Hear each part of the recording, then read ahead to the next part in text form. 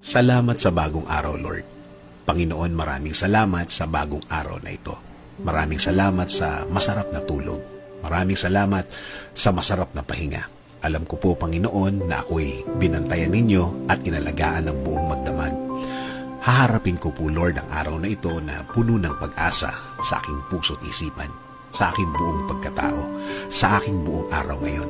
Alam ko po, Lord, na hindi mo ako iiwan ngayong araw na ito at patuloy niyo akong sasamahan at bibigyan ng guidance. Maraming salamat dahil ginising mo ako ngayong umagang ito at alam kong ang araw na ito ay magiging blessed dahil andyan ka, Lord.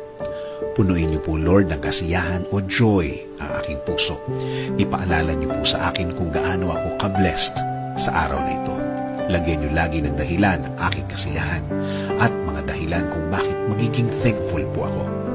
Kapag pumasok na po ang problema sa aking araw ngayon, i-remind niyo po ako ng inyong pagmamahal, ng inyong presensya, ng inyong kabaitan, ng inyong pag-aalaga, na kayo po ay laging andyan para ako'y alalayan.